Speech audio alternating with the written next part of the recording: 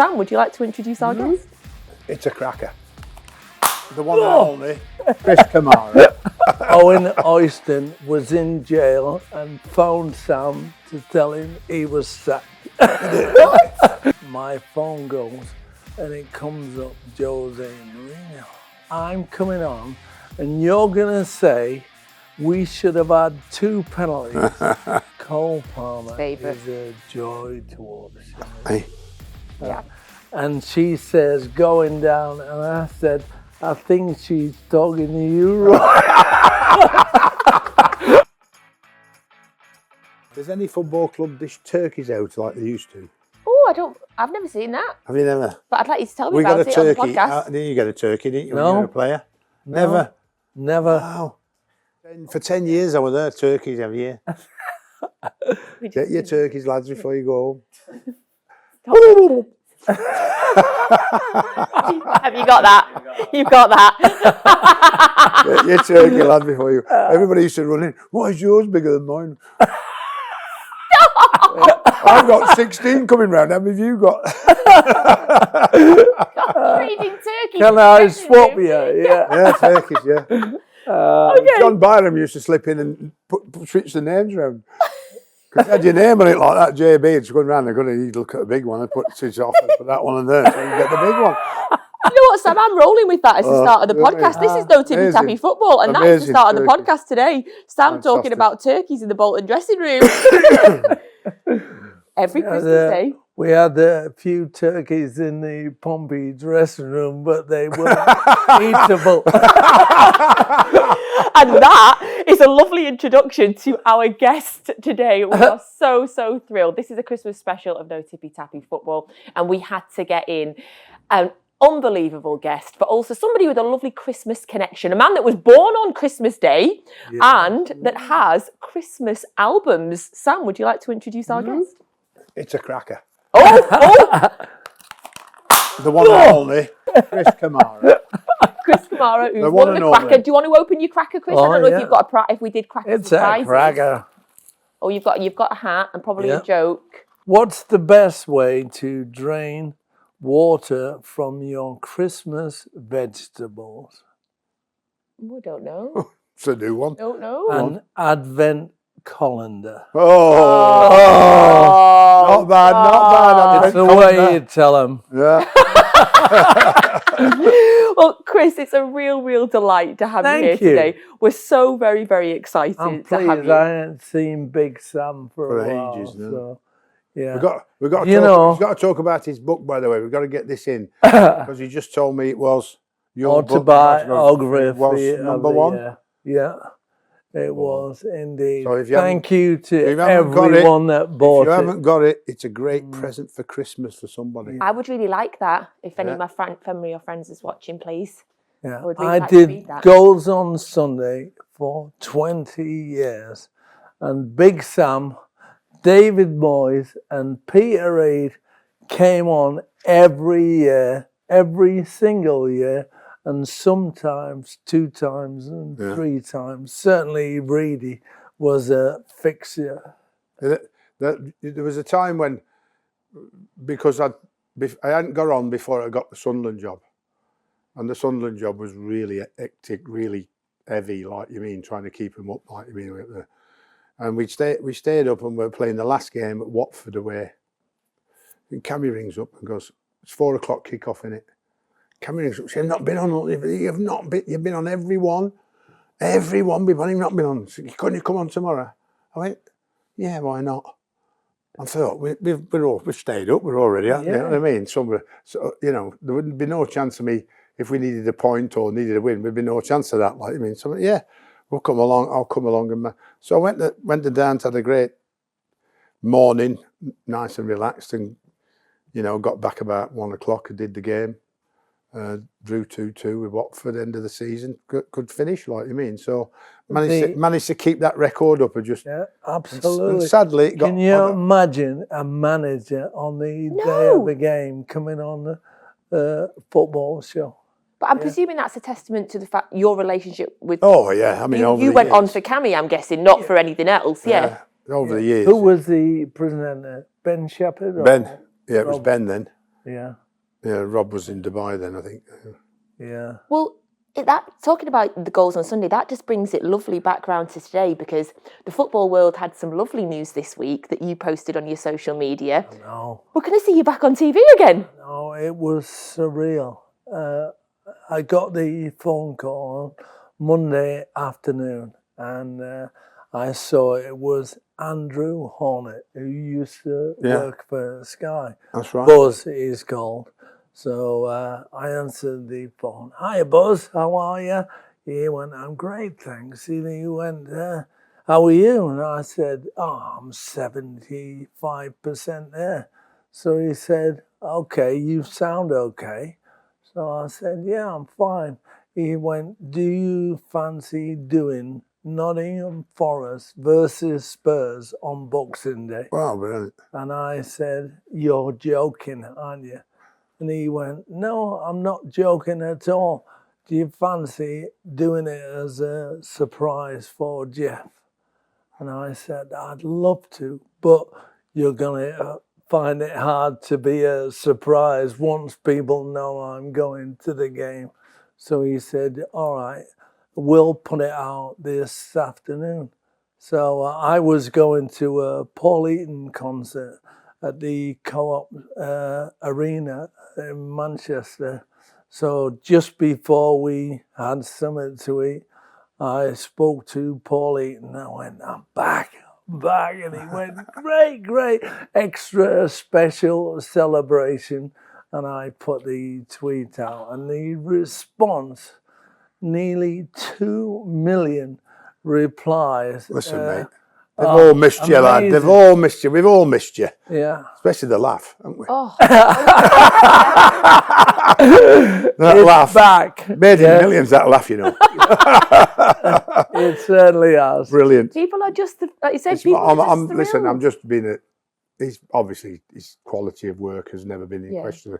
I'm taking the mickey a bit out of the laugh, but the laugh has been very important in his life. It has, and for everybody. Micah Richards, I should have patented it. You should have. You're right. Yeah. You're right there. Well, we're absolutely thrilled that you're going to be back. Thank you. You say you're 75% back. Could you how are you? How's your health? Yeah, good. I've been to Mexico, Monterrey, for 3 bouts of treatment. It's electrical waves and magnetic waves into the brain.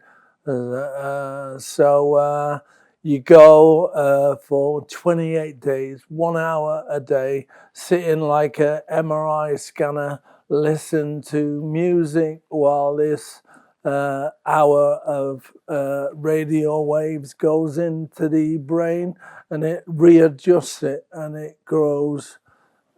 Would you believe if I told a neurosurgeon that I'm regrowing my brain, he'd say you're talking rubbish. Rubbish, yeah. But that's what the technology is. I always like to find out as well where our guests' paths have crossed with Sam, and obviously you two are two of the most recognisable faces in British football. So you must have crossed paths many, and I feel like I'm just going to sit back and enjoy some stories. Well, because we have to where's tell your paths crossed? I'll best start one. at You the start the best beginning. one. I'll start at the beginning. 1974-75 season, right? Portsmouth away at Bolton Wanderers, right?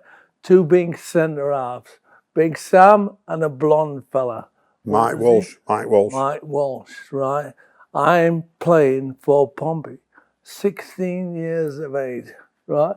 You must have been 17. What? I'd be 18. 19. So, how old are you now? 76, 76? 67? Yeah, 66. 66. Well, I'd be 20. Yeah. So Ian St John's our manager. I've made my debut against Luton at Fratton Park, my first away game at Bolton. Used to have to walk up this big bank to get this pitch.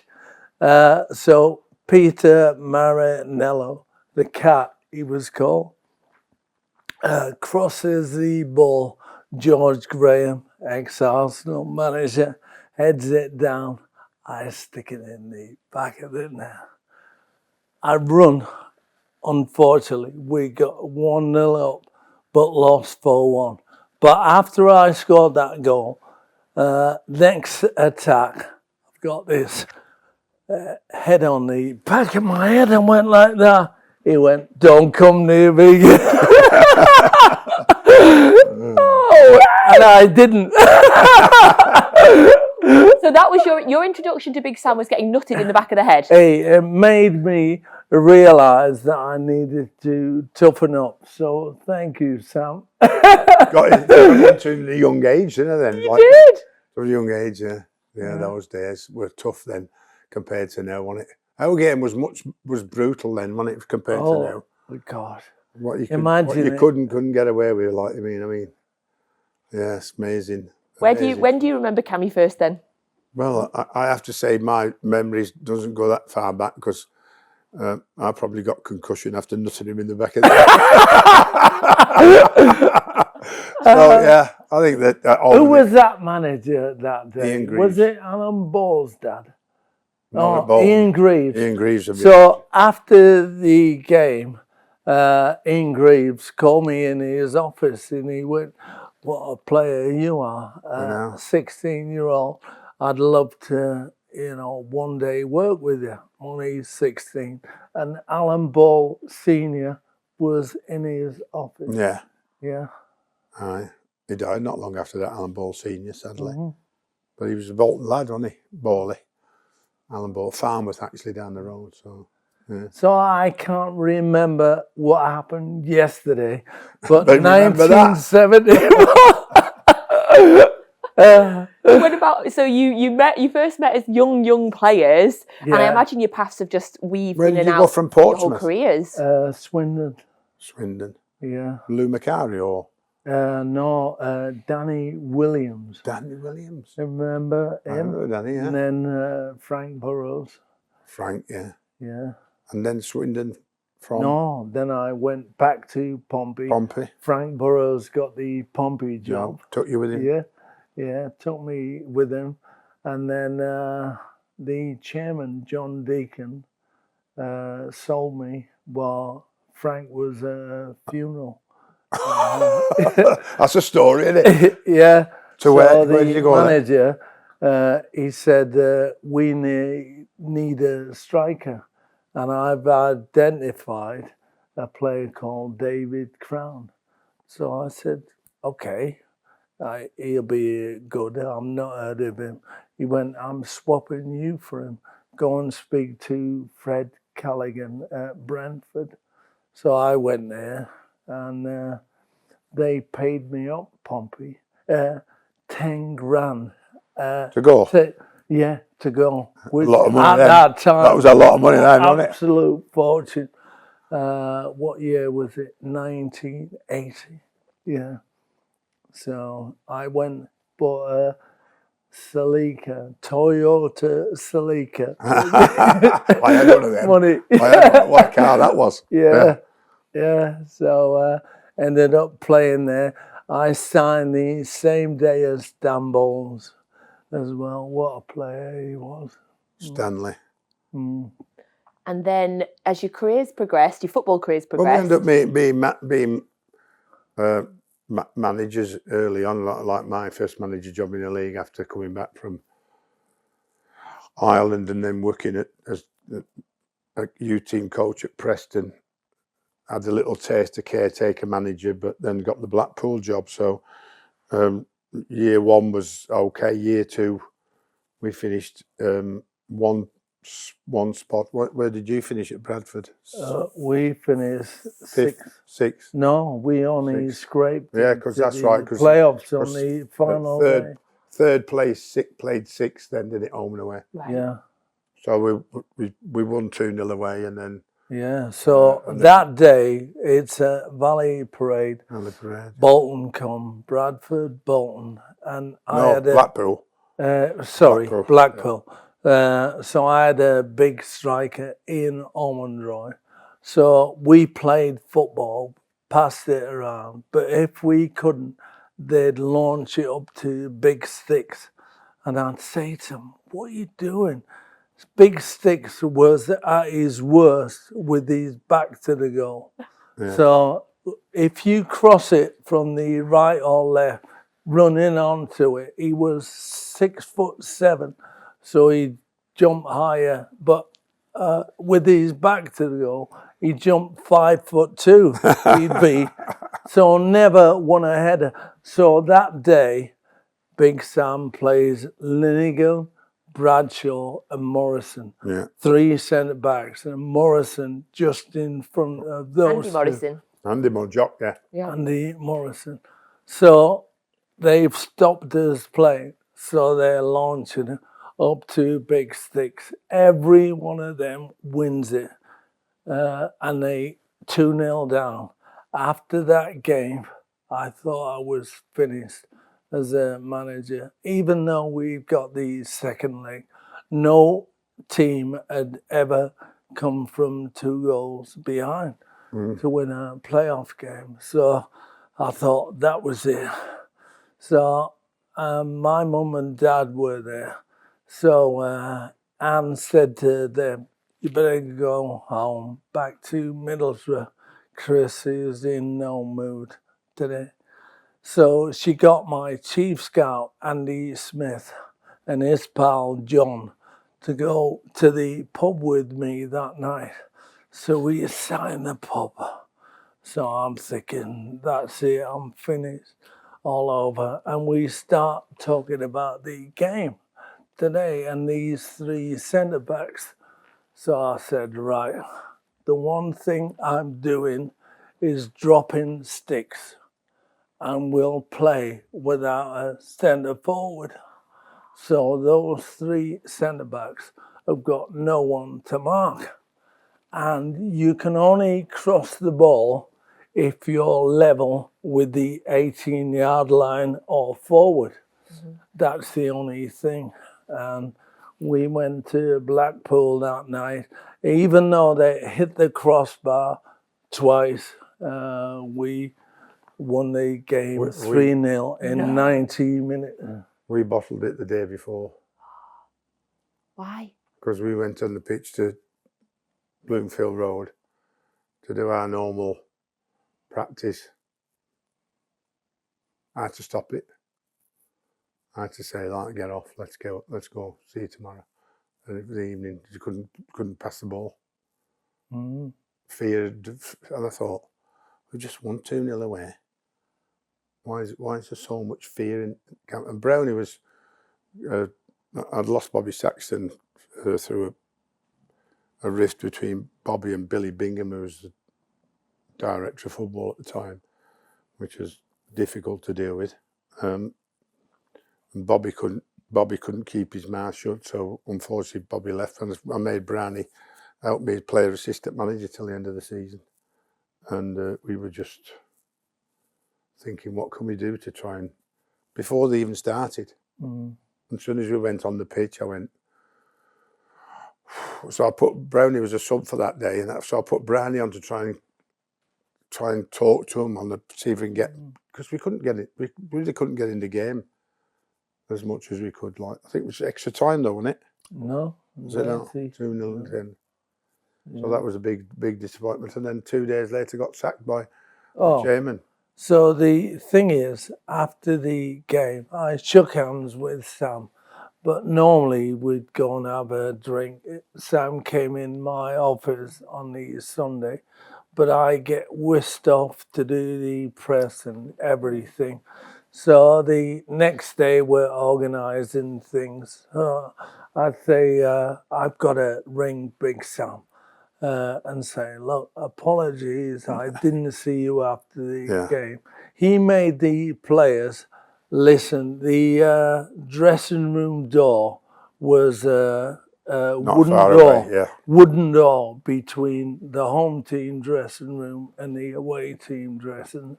And he made the players listen to our celebration in silence that night. So, which was great, you know, this is what you've missed out on. So I ring him 2 days later So I rang Sam and I said, look, I'm sorry. And he went, I'm chuffed for you.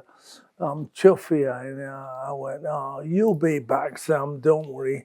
And he went, I've just had a phone call from what Nick was it? What jail? Owen Oyston was in jail and phoned Sam to tell him he was sacked. Well, he didn't phone me, but he phoned the board to sack me. From apparently. jail? Yeah. From jail. It's the only manager to get sacked from a prison. Sam had that one to the CV. You played against each other, then you managed against each other, and then you stayed in management and you went into the media. Yeah. And then you were interviewer, like media relationship then. So you've had... Well, if he came up to our game, he'd be in the office before the game. Yeah. Have a cup of tea or whatever it was, like you mean. Or if he wanted to stay after, he could come down to the office and have a beer before he gets off or whatever it was. Managers back then, invite you in before the kick-off for a cup of tea in the dressing room. And Sam would always, Bolton, West Ham, I'd always be in his office. And then one day they're playing Chelsea, right? And I thought, before kick-off, I'll pop in and see Sam.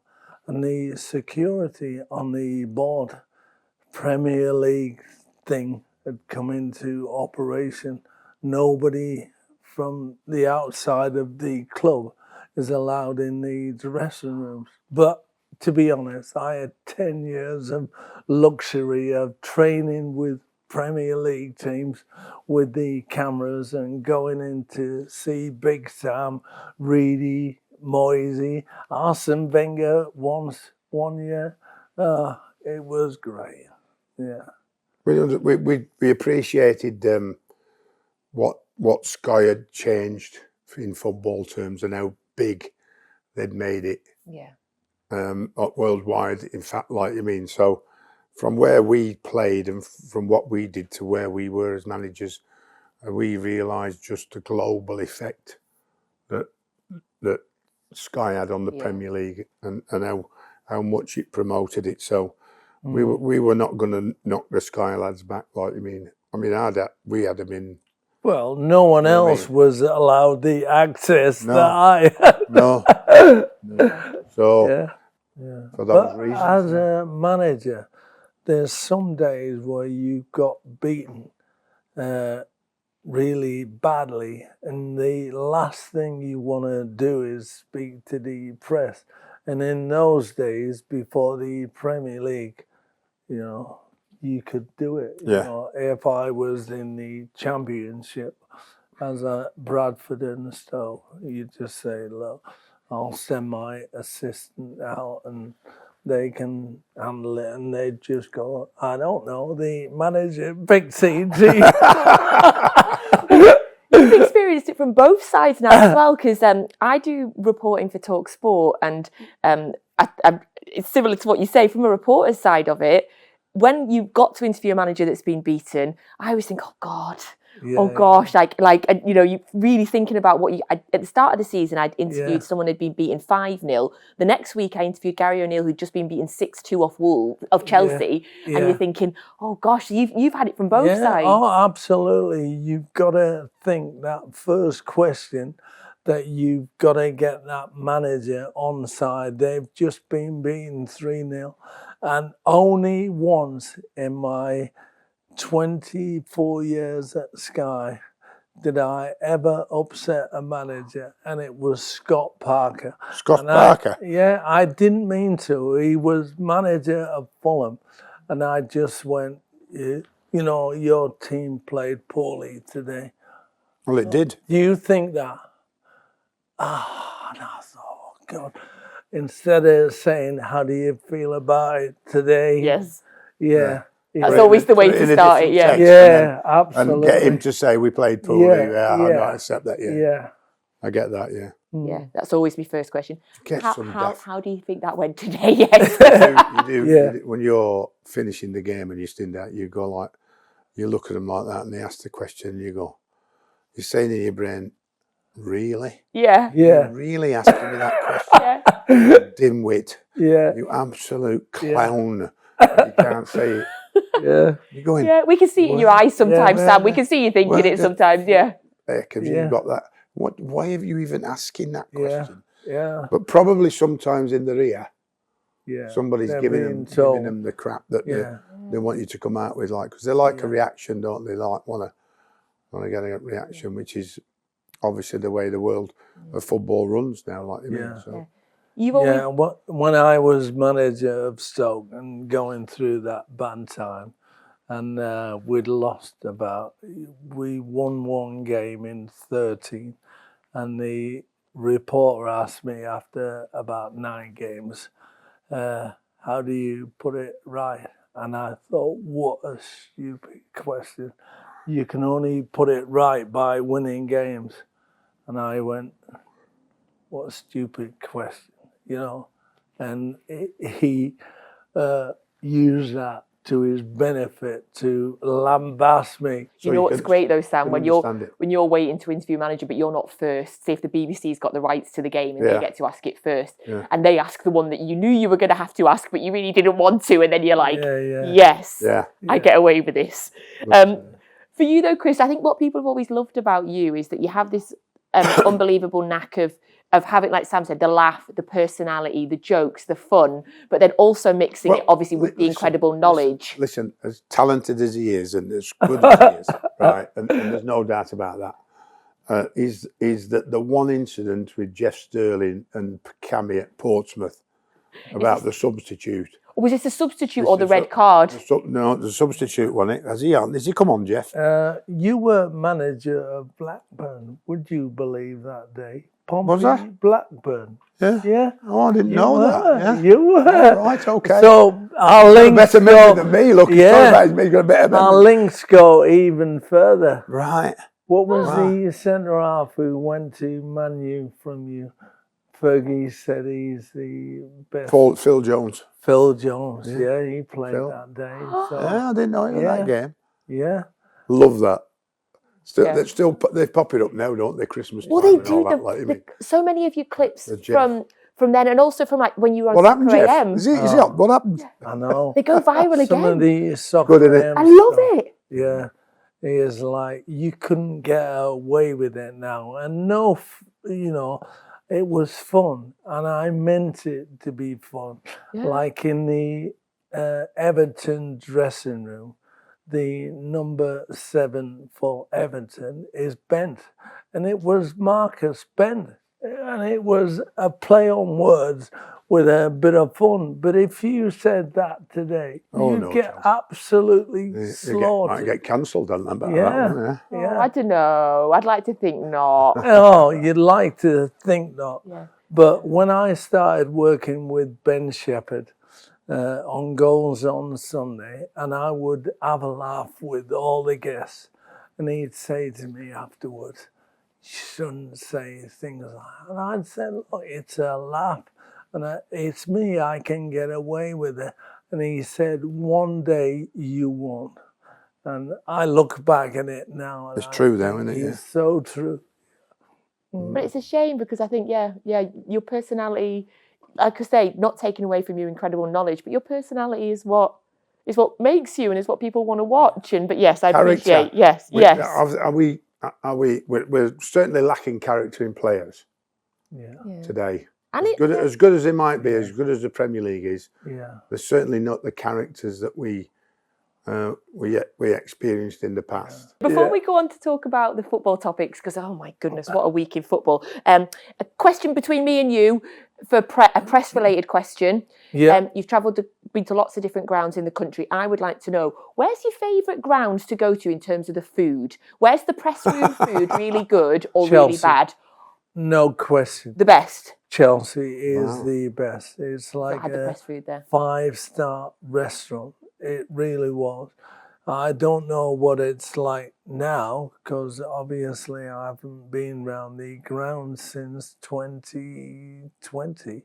Yeah, but then it was like cordon bleu chefs and absolutely beautiful. Go on, Chelsea. Roman Abramovich and Jose Mourinho looked after the press boys. I used to go. I used to get invited by Mike Ford, who was my chief director of operations. He was my sports psychologist. And when I left for Newcastle, he went to Chelsea and became one of the directors. So when I was down at West Ham, I used to ring him up and say, I want to come to the game. He said, all right then.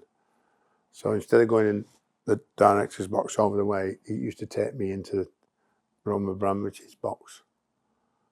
You know what I mean? I mean, you go like, and that's like, wow, you got everything. It's like a bit like Man City now. Yeah. But you got all the girls all welcoming you and all that, straight into the room with a glass of champagne. And then you got, it was Japanese, this menu.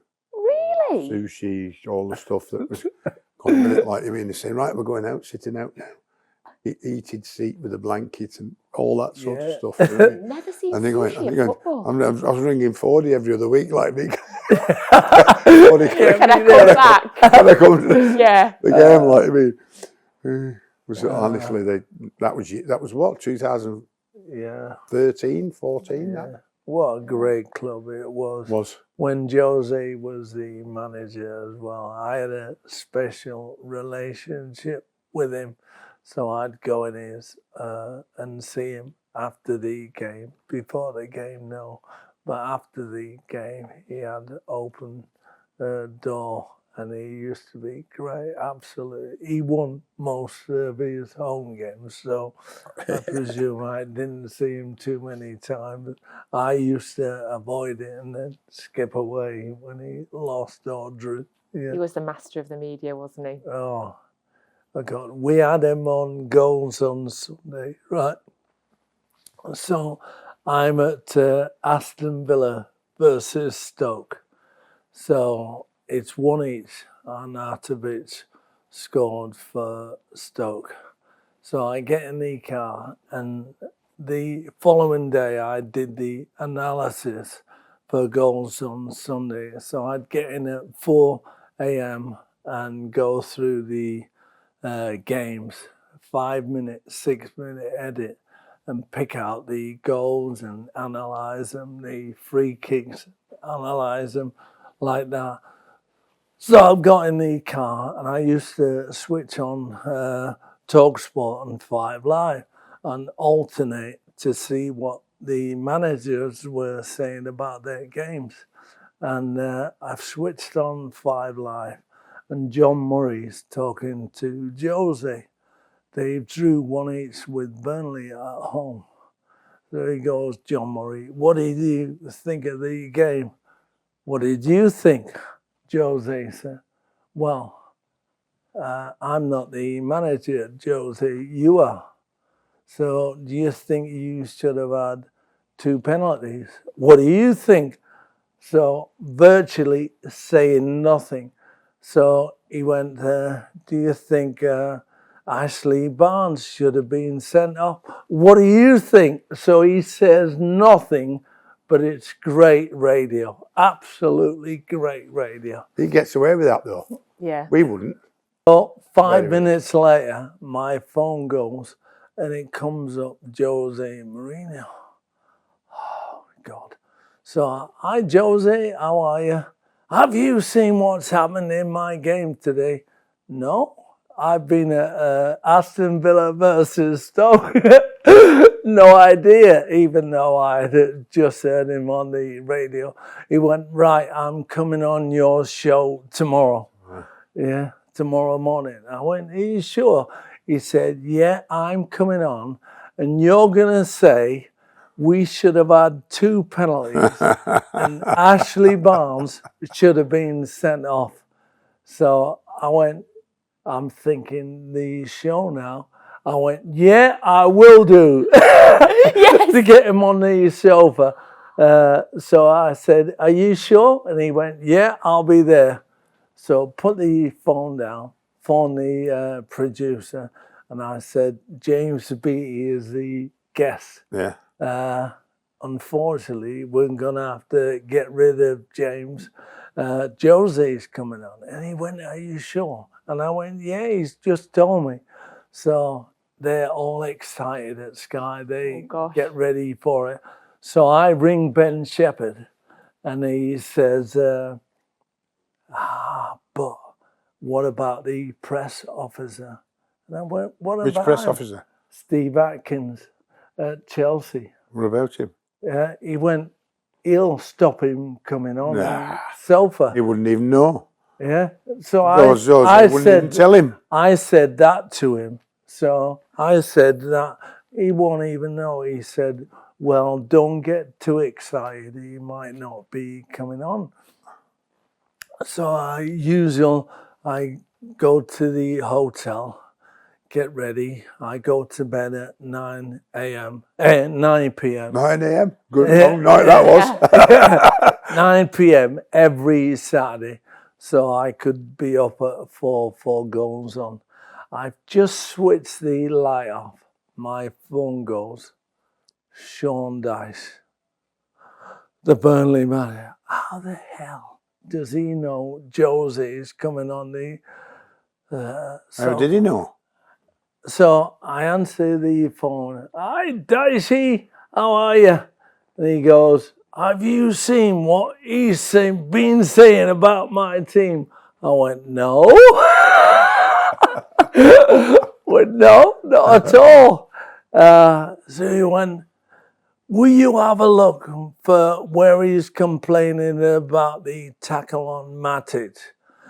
If you look at the dugout, there's nobody jumps up and down on that Chelsea dugout. He said he's looked at the video afterwards, and I'm not saying it's not a bad challenge, because it is a bad challenge by Ashley, but he doesn't see it at real time. So he's looked at the video and then started shouting after the game. Well, there's nothing wrong with that, though. No. So he says, would you highlight that the reaction from their bench is muted? So I went, it might be difficult. So he put the phone down. Next morning, of course, they're all getting excited at Sky. The Messiah is coming in. It's like, you know, it's like God's arrived at Sky. Anyway, I phoned Ben Shepherd. Sorry, I'm with Ben Shepherd after I'd done my analysis and everything. Anyway, I said, possible one penalty. Sometimes you get them, sometimes you don't. But their reaction on the bench is exactly as Dicey says it was, which I would have looked out for. And the tackle is really bad, and Ashley should have been sent off.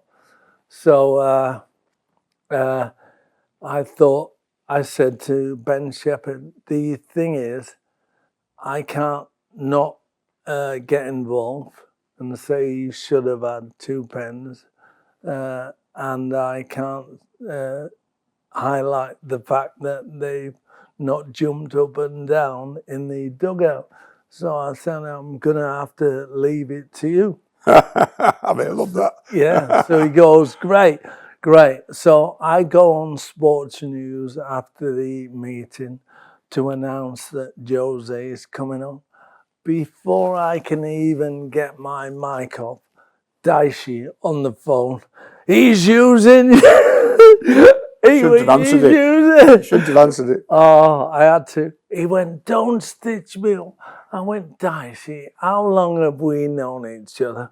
Just give your honest opinion. That's all you can do, isn't it? How long have we known each other? I wouldn't possibly do that. So I put the phone down, go to Ben Shepherd and say, look, I can't get involved in the Chelsea-Burnley game. I'm keeping out of it. It's up to you. So Jose arrives, comes in, and we normally show the guest game last. So we keep it brewing until their game comes on. But he says to Ben and me, I want to see my game first. So we have to change the running Got a lot order. of pull, those, ain't it? He got a lot of pull. Yeah, change the running order completely. Show his game first. So the game finishes and he's looking like that at me, right? So Ben Shepherd's gone, Jose, what do you make of that? So he's looking, and I'm desperately looking away. I can't get eye contact with him at all. And Ben goes, look, Jose, it's a 2-hour show. If you don't say anything, we're going to be in trouble. So they spark. It goes into a 21-minute rant about referees, the decisions he's had against him, in a language that isn't his first language, and he doesn't miss a beat. And he remembers every incident like it was yesterday. And and he was the best guest we've had on that I never really had a part in. And the press the next day was massive about him being on it. But the Irish Times said the only thing Sky got wrong was having Burton Ernie interview. Well, I bet your producers I bet they were in your ear loving that you did a 21-minute rant. Let him go. Let him go. Oh no.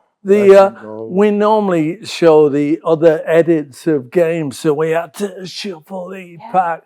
In fact, we had to cut down some of the edits of the other games for that 21 minutes. It was such a useful programme for us managers because he had us all ringing him up. Well, most of us. Yeah. So, like, if you were hard done by and your game was coming up, like, I wouldn't say like Jose, this is. I'd say, well, I thought it were 2 penalties. You have a look. And bring it when it comes up the game. Bring it up to. Kammy, your phone must have just been going 24/7. Red hot on a Sunday, yeah. Managers, referees. Yeah. Wow. Yeah. Do you think goals on Sunday could ever come back? No, unfortunately. And I don't think Sky realised what a show they had. Ben Shepherd, he joined in 2010, and he used to say the guest chat should be recorded on a podcast. Years ahead of his time. And Sky would go, no, we're not having any of that. What happens on these shows stays on these shows. Look at it now. Gary Neville with all his stuff. Look at me and you here. Yeah, exactly, yeah. Right, I feel like we should have made this podcast 2 or 3 parts because we've not even got onto like normal football, and I'm very much enjoying it. So let's some football people topics. People might like to listen about the past. Normal football. What's normal football? I meant like now, like that was horribly worded. You mean today's football? Today's football. I'm sorry, that was horribly worded from me. Normal football chat, maybe like. I don't know what I meant. I don't think I've had a podcast guest on where we've talked about the past more than anything else, and often, especially our younger performance, which I hope there's thousands of them out there, and thousands more will actually listen to how it used to be. Oh, I love it. Before they realised, or before they were old enough to see what we Sam, were doing. I listened to. I text you about 2 weeks ago. Yeah. Arsenal have reinvented the set plays, right? Unbelievable, yeah. They score more goals. Sam was doing that donkeys years ago. But it was considered a foul by Kevin Nolan on the keeper. Yes, he's been saying that. It was like, oh God, they didn't appreciate Tony Pulis, Big Sam, working out that the set plays was the most important thing to do to try and get a goal. That was outlawed. It was a no-no. We've got to see a beautiful goal dribble. We all like to see a goal like that. Yeah, of course we do.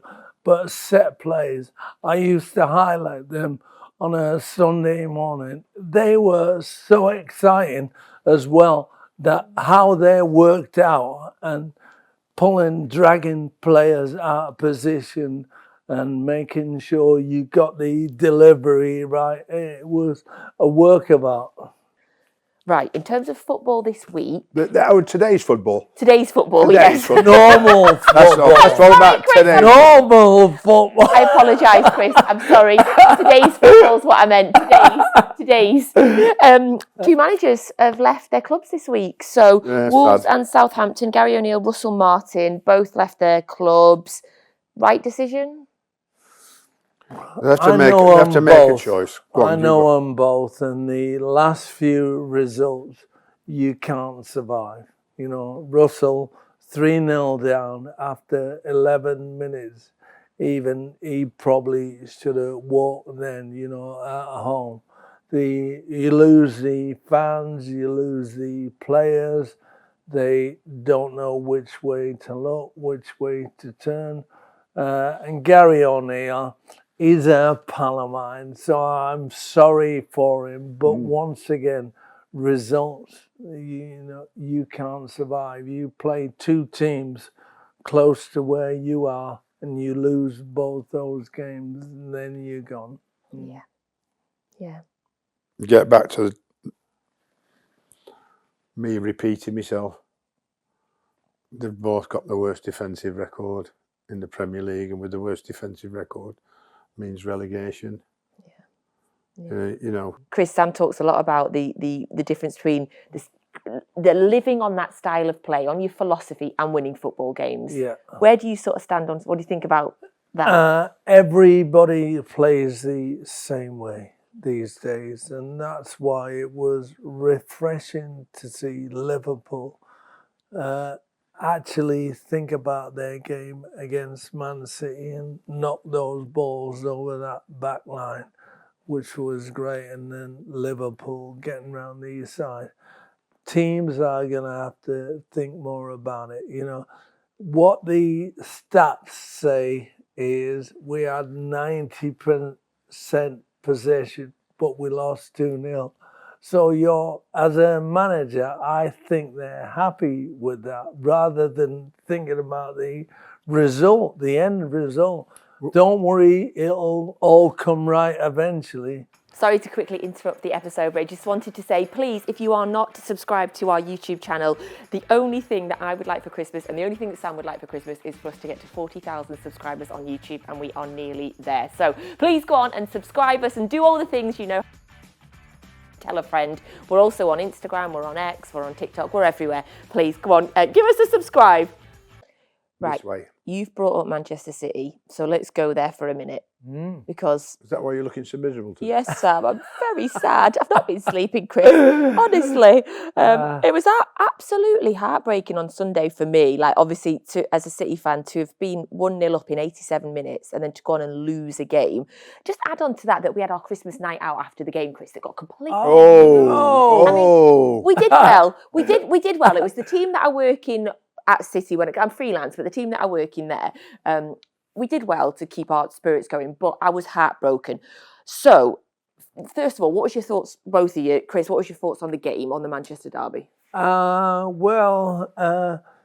Sam will tell you, when it's 1-0, you're still in the game whatsoever, and goals win football matches. And if you don't finish your chances, then you've got every chance of getting beat. And Manchester United have had so many disappointing results. For that to turn around now might change their fortunes completely. Yeah. Sam, what did you think? I would say the penalty decision was completely sums up what Man City players are at the moment. an absolutely outrageous decision to make that challenge. Yep. Didn't need to. He's running away from goal. He's on a really tight angle. He's not going to. I would. He'd only have that much to score in if he hit it properly. Wouldn't be much more than that on that particular. So that shows you the pressure makes you make more mistakes, and it made that mistake. And then the second one was a bit of genius, bit of quality, bit of outstanding quality from that young man. I mean, lucky with the finish, and they always need a bit of luck because it should have been cleared by your fullback. Your left back should have cleared it, and he let it go through his legs, and it wasn't. He'd missed it the shot, by the way, but great result for. And we'll only time will tell when everybody's thinking far too much about whether that's a turning point for Man United.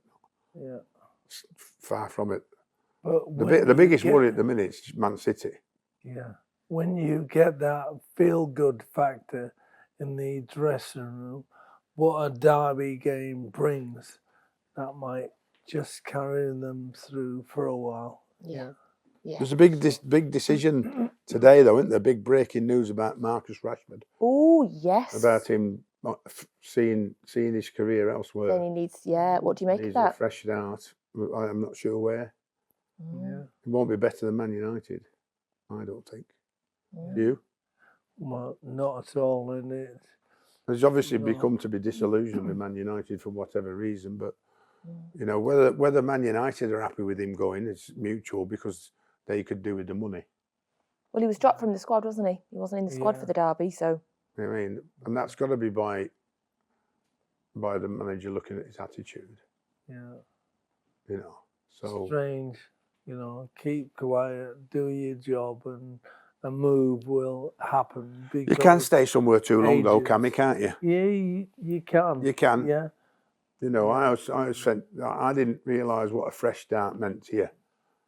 You know, 10 years at the Wanderers before I moved. Yeah. Well, longer than that. I mean. Yeah. And then when I moved, I was challenged. I was comfortable where I was. Bolton had some great success, and then Sunderland now got to prove myself here. You know, and then down the leagues, back up the league. Did the same as a manager in the end to prove myself. Go where it takes, see what you like. You know, when you walk into a dressing room, it's never going to be the same as the last dressing room. Yeah, you're never going to manage the same as the dressing room before. So you're always going to have to manage differently. And if you're good, you last a long time. If you're not so good, you don't. Where I was a journeyman, so I went from Portsmouth to Swindon to back to Portsmouth to Brentford to back to Swindon to Stoke to from Stoke to Sheffield, from Sheffield to Leeds, and then to Middlesbrough. So worked your way up the country. Went from south back to north where he was born. That was in my head. I was like, he's gone from there to there. He's moved up the country like, and he ends up where he was born. And then to Luton. Back down. And then back to Sheffield. And the reason why Sheffield, Pompey, and Swindon signed me twice, they couldn't believe how bad I was the first time. Can't be true. And then my last club was Bradford. Yeah. So, yeah. Wow. So that is, I've covered the whole map there as we did it out. Now we're laughing a bit. Now I'm laughing a bit about the derby. What did you make? I don't even want to look at you, Sam. What did you make of Kyle Walker? The incident with Hoyland. Yeah. The head. Everyone's doing it these days. It's a follow-on from what the game's become like. If you can get the player sent off, that's a massive advantage to you, the opposition. Because he nearly stuck his head on him, didn't he? Yeah. If you did it in our day, your own teammates would drag you up, and say, "What are you doing?" You know, and you never, as a midfield player, you never wanted to let the other opposing midfield player think he's hurt you. you had to get up, and even though your leg was hanging off at times, carry on. Yeah. And bide your time. Or just forget about it and play, you know. I'm surprised they didn't send him off. Well, In today's probably his bar probably refereeing helped him, world, yeah. In Yeah. today's refereeing world, every other player that's been the man who's put the first head on him, which was Ireland, they've been sent off. It's Yeah. the first time it hasn't happened that I can remember. Mm. Every other time I've gone and the player's gone like that, and they've gone, surely it won't. And they've come with the red card and gone like that. Yeah, I imagine VAR helped him. What do you think? So in terms of City, we mentioned like psychologically, it feels like you mentioned the mistakes that are happening. When you've had one win in 11 and you've been beaten in a derby and you've had some of the results that If I only had one win in 11, I wouldn't be there. Yeah. In every club I've had. Yeah. Yeah. That's true. I wouldn't be there. So that he's got leniency that he deserves. Yeah. Obviously, he deserves all of it for as long as it need be till he gets it right. Agreed. He has to get it right sooner or later. How do they psychologically overcome this now? Because obviously they're It's incredible. down to him and his staff. It's really down to Pep and his staff. You know, he's got to just try and, you know, when I've been in that position. I've been in that position a lot, Kammy. Yeah, but you say that as a player, the confidence is very. Yeah. It's a thing of understanding, and the player doesn't need any pressure because he's already under enough pressure. Yeah. As it is, like, I mean, so he needs the pressure off him. You know what I mean? So you need to take the pressure off the players. Take them out. Give them 5 days off. Do the unusual. Do what's not expected. Even though from the outside world you would get criticised for it, but it might work. It's called dislocated expectation. So they get something they didn't know they were going to get, and hopefully that just makes them come in and go, whoa, you know, I feel better today. And if they feel better when they come in training, they clear the mind a bit, then their quality will shine through in the end. But tactically, he has to do something to help them as well. You know, whether that's been a bit more cautious than normal. Whether the Pep can do that or not, I don't know. But you know, for the need for a result to get back on track is always the way forward for the manager. Yeah. Back in my day when I played donkeys years ago, I always thought it was me in my head. That manager was there picking the team, but it was down to me to perform. And if I didn't perform, I felt it was on me. I didn't blame the manager and say, look, it's down to you, it's your fault, and all that type of stuff. And I know you need that spirit to get promotion with Bradford. You couldn't have done it without the spirit in the dressing room. But also, it's down to those individuals who are not performing to look at themselves in that mirror. Yeah. Yeah, definitely. Yeah, couldn't agree more. It'll be all right. It'll be all right, Sam. I'm all right. I'm all right. Listen, it might need the captain to have a get together without the manager. If you've got a good captain, Kyle Walker. You've got a good captain. You get them together and get them to say, "Come on." They have a captaincy group. What we're doing here? Come on. Yeah. There's not a better club in the world than this one at the minute. Like I mean, so. Yeah. Well, what was especially annoying for me at the weekend, obviously, City getting beat, is the fact that Liverpool and Arsenal both dropped points as well.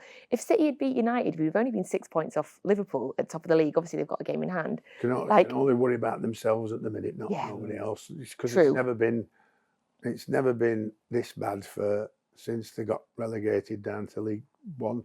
Yeah. That's when it was really bad. Like I mean, and now it's been success after success, not just with Pep, but other managers. Yeah. I had a season ticket when we were in League One, Sam. Oh, I loved it. It was a great season. Big Joe. Everywhere. Oh, it was brilliant. Yeah. Loved it. And Andy Morrison, who we mentioned before. Morrison, You still so in terms of the league table right now, Liverpool sitting top with a game in hand. Fancy Liverpool still, or do you fancy Liverpool for the league? Chelsea 2 points behind them, kind of a bit more unexpected despite the amount of money they've spent. I mean, Chelsea's chances created to goals scored is really good. Chances created, goal scores could be better. So if they had actually had a pure finisher like Haaland, I think they could win the league. Because I still think they're slightly suspect defensively. Because they let one in against Brentford at the end, didn't they? Yeah. You know, I used to go absolutely mental Cole that we let a goal in. If we let a goal in the last 5 minutes, if we were 3-0 up, I used to go mental in the dressing room. Cole Palmer favourite. is a joy to watch. Hey. A joy to He's watch. created a new... Yeah. Instead of running and sliding on your knees, he's done a cool... Yeah, I think he's trying to trademark that now. Oh, I bet you're You sick. enjoy him? I bet you're sick. oh, I bet you're sick. You left City now, aren't you? a joy. Very, very much, yes. It's the only mistake. Thanks, Sam. Just rubbing a bit of salt in. I think it's the Yeah. only mistake Pep's made, isn't it? I think. Well, I suppose with the financial aspect, as a homegrown player, he was worth more to them to sell than to keep. Well, strong rumours that City are going to go for Guimaraes in January as well, so I'd like that, but not so much for Newcastle. Just on Cole Palmer quickly, I don't know if you saw it, Sam. If you didn't, you have to have a look. Did you see his mascot that he walked out with in the Brentford? I think was it the Brentford, the last game they had? I didn't see the mascot. No, go on. You've got to look at it on social media. Right. His mascot was about a foot taller than him. It's brilliant. Was he holding his hand? He didn't hold his hand, but he stood in front of him in the lineup, and Cole Palmer realised that he was blocked, so he went and stood next to him. Brilliant. You've got to see it. Right. That should have been on Too Good, Too Bad on BBC. Yeah, it was funny. Right, we always ask our listeners, Kammy, if they'd like to ask questions. Obviously, we've got loads of questions in for you. You can always ask a question, either leave it on a YouTube video, or you can get us on X, get us on Instagram, and we're also on TikTok as well.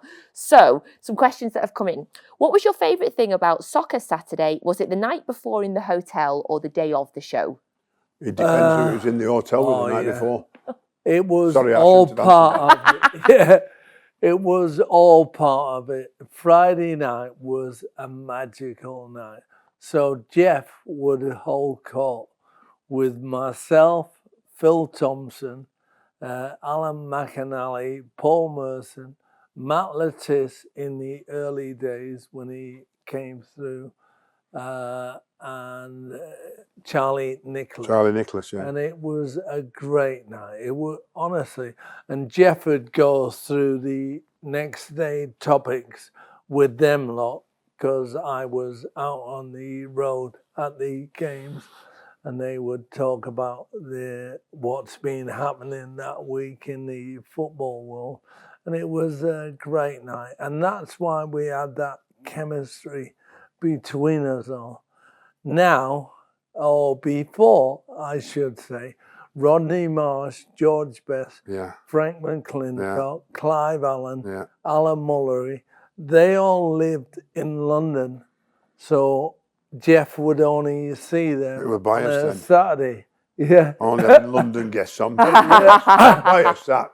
Yeah. So they would only see Jeff on a Saturday. So they didn't have that chemistry. So once all that lot got together, it was magical. And I can't wait to get back with Jeff, on Boxing Day. I'm so looking forward to it. Yeah. I imagine the ratings are going to be huge. Okay, Mark asked us on Instagram, who was your, and I don't know if you've already answered this, who was your favourite guest that you had on Goals on Sunday? Me. Hey! Big Sam, yeah. I've been asking him that, boy, I'm here. If you didn't say that, you get knocked out, don't you? Headbutt Sam. Who is it? Like I said, Big Sam, Peter Reid, David Moyes, and God rest his soul, Ray Wilkins were magical. I could pick up the phone on a Saturday night and say, a guest has dropped out. would you do me a favour? And Sam would fly down, or Moisey would fly down, or if he was at West Ham, he'd just come across. And Ray, God rest his soul, what a diamond he was, wasn't he? Ray Wilkins. What an absolute, and Reedy was just great as well. Love that. So we mentioned at the start that you have Christmas albums. Yes. And you had an album, Here's to Christmas, that reached number 8 in the Number charts. 1 for 5 weeks. Oh, I'm sorry. Number 1. Do Number your research 8. next Yeah. time, Oh, I'm properly. sorry. Yeah. Number 1 for 5 weeks. Yeah. Exactly, Oh my goodness, that's incredible. Yeah. It Wow, was. how did that come You've about? been on a number of. What was that competition on the telly you were entered? That was that. Oh, was that yeah. one? Yeah. All together now. Together That's Now, how that's it right, came yeah. about. Yeah. So there's, do you remember this show? No. Oh, I It don't. was about 6-7 years ago. Okay. So they had a panel with 100 People on it. drag artists, singers, and all sorts. And what's the Spice Girl? Mel B. No. Emma Bunton. No. Jerry. Jerry Halliwell. Yeah, Jerry Halliwell was with Rob Beckett was the presenter. I can't remember who she was with. And so their 100 guests would vote whether you were 70% or 10% Okay. or whatever. And I came on and sang your song, Elton John. One of my favourite songs. Yeah, brilliant. So Jerry Halliwell got married to that tune. Yeah, so she loved it. So I did all right in that competition. And Adam from Silver Screen Records is watching the show, and he thinks my voice would be great with a 22-piece big band Whoa. and a conductor. Wow, man. So Unbelievable. he rang me up, and my agent rang me up and said, we've got a meeting in London. I said, it's a wind-up, complete wind-up. Don't worry about that. He's like, well, they seem genuine. I said, look, I'm going down because I know Ant and Dec, I did their show for every year up until the last few years, Saturday night takeaway. So I said, I bet it's them having a wind up. Yeah. Yeah. So I went down to the meeting, and they were all sat there, these producers talking about this, me with this big band and all the Christmas songs that I could sing. And I kept waiting for Ant and Dec That come out. In to show I think is that them? Yeah. And they didn't come, and it was genuine, yeah. God. And I loved it. And going to sing with the big band, so I've got to be there at 10 o'clock. So I leave Wakefield on the 7 o'clock train to London.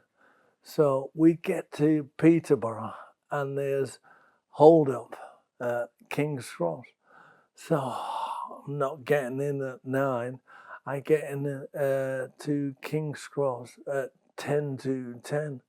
So I've got to get to Angel Studios, which is about 5 stops on the tube. And I get there, and they're already there. The band are there, all these musicians and the conductor. And then I've got to get changed and everything. So I'm about 45 minutes late.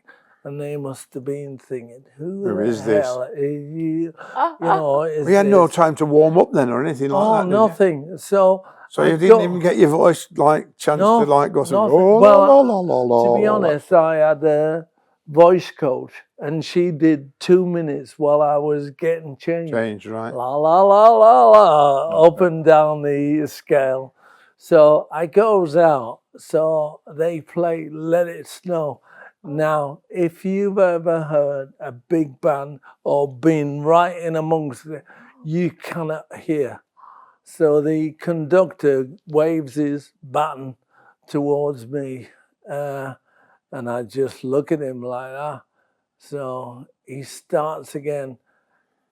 Eventually, he waves the baton towards me, and I'm like that. And he comes up to So they didn't tell you that's when you should start singing? No, he comes up to me. He went, "When I cue you, that's the way to go." So I went, "Oh, I'm sorry. I'm not used to this, and no one's told me. And the noise is absolutely deafening." So eventually, the third time, he goes, bang, and he goes like that, and I sing.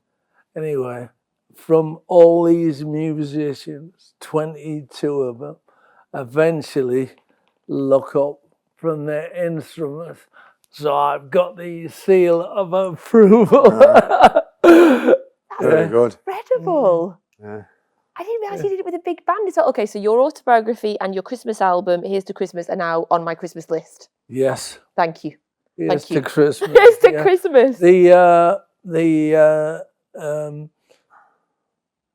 producers of the song, the record company, can't get it played by the radio station because they have this catalogue of normal Christmas songs. Yeah. To get that on, it's so hard. And honestly, the arrangement alone is better than Michael Bublé's Christmas songs. The singing, no, but the arrangement is unbelievable. Well, I don't think you should undermine yourself that much. I mean, Yeah. it might not be as good as Michael Bublé, but certainly good enough for people to buy it and Get it to enjoy it. number one. What you mean? So 5 get weeks. to number one in 5 Yeah. weeks. I didn't mention it was the jazz. So you'll be chart. competing. you. How will you stop that me now? I feel awful. He's had a better career off the field, I think. Which reminds me, I do have a bone to pick with you. I've got to take my child tonight to Ninja Warrior. Oh, because brilliant. It still loves Ninja Warrior. Oh. Yeah, got 2 questions left for you. Christmas one, and then it's a question that we often like to ask our guests, like, is it true type questions. So it's, but before that, I asked you last year, Sam, and it was very, very popular on the internet. What makes up your perfect Christmas dinner? So we'll get yours again, Sam. Kammy, I'll give you a second to think. What makes up your perfect Christmas dinner? Yeah. Who's going first? Me. Go, yeah. Right. It's just it's not changed very much. Like you mean, sausages wrapped in bacon, stuffing, sprouts, cauliflower, cabbage, roast potatoes in goose fat, turkey, lashings of gravy, and heaps of cranberry sauce. Okay. Yeah. No Yorkshire? If I can fit one on, Yeah. definitely. I'll probably have to sacrifice something for Yorkshire. Yeah. Yeah. But drop the gravy in the middle. You got to. Yeah. I used to love pigs in blankets and turkey and all that sort of stuff. But we got sheep 7 years ago, and they've got so much character. They're amazing. So I realised then sheep have got character. Certainly pigs have. Mm-hmm. So the pigs in blankets have gone, and the God, he's meat. getting soft in his eyes. I know. I'm a vegetarian. Well, and you the know. meat is gone. Yep. Anything with character, you can't eat. Yep. Whoa! Listen, I'm with him. Listen, Yeah. if there's anybody I expect wouldn't have gone that way, it would be Kammy. Seriously, I haven't seen him for a long time. So he's gone. What are you then? A veggie? No, I'm pescatarian. I Pescatarian. still eat fish. They haven't got character until Nemo one of them. has, Kammy. Till one of them actually speaks to me, or comes when I call them. I'm doing a mushroom Wellington for myself this year to go with all the side bits. What's your vegetarian? Nut roast. Yeah. Nut roast. Yeah. So I do every year I go to Pinderfields Hospital in Wakefield to do the presents for the children that are in there and meet the doctors and nurses and staff and everything. And I did it yesterday. I was there all day, the whole day, and I get a nut roast from the canteen as my reward every year. Yeah. Oh, that's amazing. I know. And then that'll be your Christmas So dinner. my wife said, don't bring a nut roast. I couldn't think of anything worse than a nut. My wife, honestly, it's gorgeous. My wife says, don't bring the nut roast home yesterday evening. Don't bring it home. We haven't got enough room in the freezer. And I forgot, didn't I? So I let it come in, and it's massive. It's one for me and one for my son. And I went, there you are. And she went, I told you not to bring it. Right, my last one for you is I love this episode. My cheeks are a bit sore because I've been smiling and laughing so much. Right, the last question we've got for you, Kammy, is kind of, is it true? Is it true that you once poked fun at Roy Keane while you were both in a hotel lift? Oh, yes. Oh, yes. Where did you find that one? Hey, somebody wrote that in? No, that was us. All right. That was us. Go on, then. He was manager of Sunderland, yeah. and they were struggling at the bottom of the table, right? And the Marriott in Kensington, remember? Yeah. So all the teams stayed there night because before. the Football League had a deal with the Marriott Hotel. So all the teams, so me, Jeff and Charlie and Tom would all be at the bar propping up, and all these teams and their managers would come in. And Sunderland were there that night. I didn't know it. So I'm in the lift to go down to the bar to meet Jeff and the boys. I get in on the 4th floor, and the 3rd floor, the doors open. And it's Roy Keane. So I'm like just about to say hello, and he's put his head down straight away. So I thought, oh God, So anyway, the doors close, and the lift. So you let the door close, you didn't get in the lift? No, he got in the lift. He got in. So the doors closed. You didn't get in, wouldn't it? Yeah.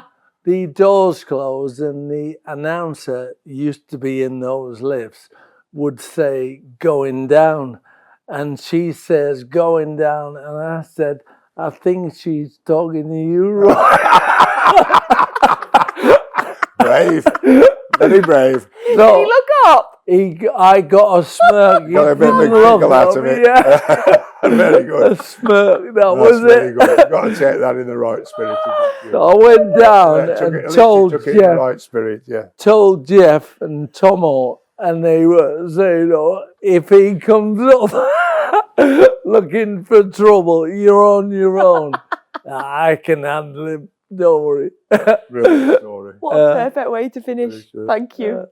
Thank you for your time today. Thanks, mate. Thanks, Sam. Safe journey Thanks home. for the invite. Good luck. Lovely to see you. Thanks. Really, really enjoyed it. Thank you. We'll really look forward to watching you on Boxing Day as well. Thank you.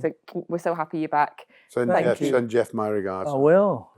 Yes. Definitely. And thank you very much, everybody. That's our Christmas special of No Tippy Tappy Football. Thank you so much for joining us. Have the most wonderful Christmas and New Year. We'll be back in the new year. Merry Christmas, Sam. Merry Christmas, everybody. Merry Christmas. Thank you, all you followers, subscribers. Look forward to seeing you in the new year.